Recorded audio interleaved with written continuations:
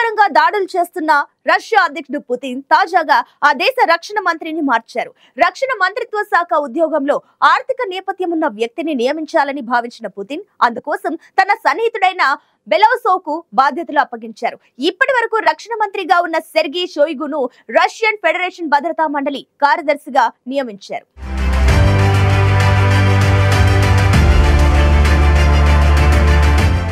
ఇటీవల రష్యా అధ్యక్షుడిగా బాధ్యతలు చేపట్టిన పుతిన్ కీలక నిర్ణయం తీసుకున్నారు.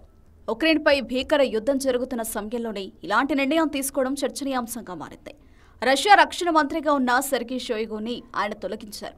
సెర్గీ షోయిగు స్థానంలో ఆండ్రీ బెలౌసోవ్ను పుతిన్ నియమించారు. ఉక్రెయిన్పై యుద్ధంలో కీలక పాత్ర పోషించిన సెర్గీని రష్యన్ ఫెడరేషన్ భద్రతా మండలి కార్యదర్శిగా నియమించారు. రష్యన్ ఫెడరేషన్ మిలిటరీ ఇండస్ట్రియల్ కమిషన్లో పుతిన్కు ఆయన డిప్యూటీగా ఉండనున్నారు.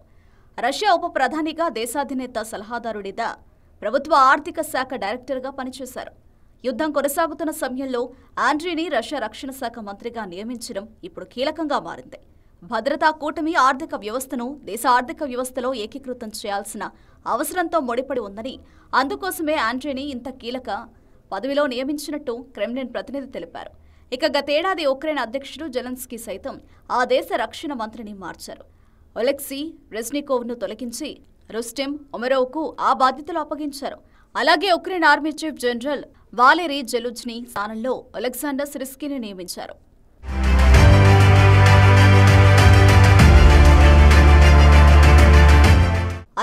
ఏళ్ల షోయిగు 2012 నుంచి రష్యా రక్షణ మంత్రిగా కొనసాగుతున్నారు.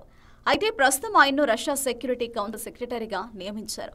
రక్షణ మంత్రి ఇన్నోవేటివ్గా ఉన్నారని, అందుకోసమే ఆండ్రీని నియమిస్తున్నట్టు క్రెమ్లిన్ అభిప్రాయపడింది. శక్తివంతమైన సెక్యూరిటీ కౌన్సిల్ కీలక పదవిలో నికోలాయ్ పత్రుసేవ్ ఉన్నారు. అయితే ఆయన్ను ఆ స్థానం నుంచి తొలగించి సెర్గీ షోయిగును పుతిన్ నియమించారు. అయితే పత్రుసేవ్కు ఎలాంటి పదవి ఇస్తారో ఇంకా వెల్లడించలేదు. గతంలో రక్షణ మంత్రి షోయిగు పుతిన్ సైబీరియాలో ఫిషింగ్కు వెళ్లేవాళ్లు. అయితే ఎటువంటి మిలిటరీ బ్యాక్గ్రౌండ్ లేని షోయిగుకు పుతిన్ రక్షణ మంత్రి బాధ్యతలను అప్పగించారు.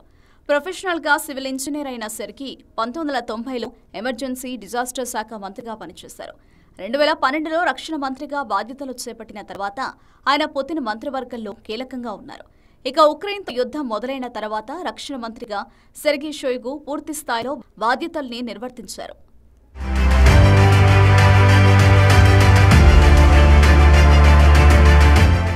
ఇక మాజీ ఆర్థిక మంత్రి అయిన బెలౌసోవ్ పుతిన్కు అత్యంత సన్నిహితుడిగా పేరుగాంచారు. యుద్ధపరమైన విషయాల కంటే ఆర్థికపరమైన అంశాల్లో బెలౌసోవ్కు అపార అనుభవం ఉంది. రష్యా డ్రోన్ ప్రోగ్రాంను పర్యవేక్షించడంలో బెలౌసోవ్ ముఖ్యమైన పాత్ర పోషించాడు. దీంతో బలమైన దేశాన్ని పునర్నిర్మించాలనే ఆలోచనతోనే పుతిన్ బెలౌసోవ్కు ఈ బాధ్యతలు అప్పగించినట్టు క్రెమ్లిన్ పేర్కొంది. ప్రస్తుత పరిస్థితుల్లో కొత్త ఆలోచనలతో బెలౌసోవ్ ముందుకు వెళతారని తెలిపింది. అయితే దేశ విదేశాంగ మంత్రి సెర్గీ లావ్రోవ్ను కూడా మార్చనున్నారని కథనాలు వెలువడగా దానిపై క్రెమ్లిన్ స్పందించింది. లావ్రోవ్ తన పదవిలో కొనసాగుతారని తెలిపింది. 1980ల మధ్యకాలంలో సోవియట్ యూనియన్ వంటి పరిస్థితి ప్రస్తుతం రష్యాకు ఎదురయ్యే అవకాశం ఉందని క్రెమ్లిన్ అధికార ప్రతినిధి తెలిపారు.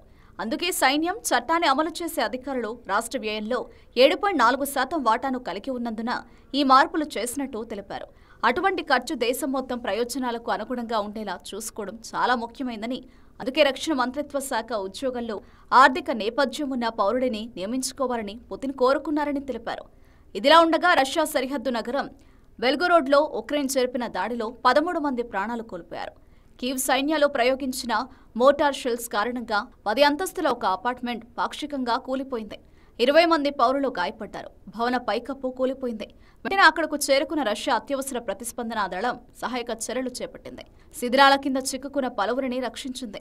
బెల్గోరోడ్ గగనతలంలో ఉక్రెయిన్ ప్రయోగించిన కొన్ని క్షిపణులను, 2 డ్రోన్లను తమ రక్షణ దళాలు కూల్చివేశాయని రష్యా ప్రకటించింది.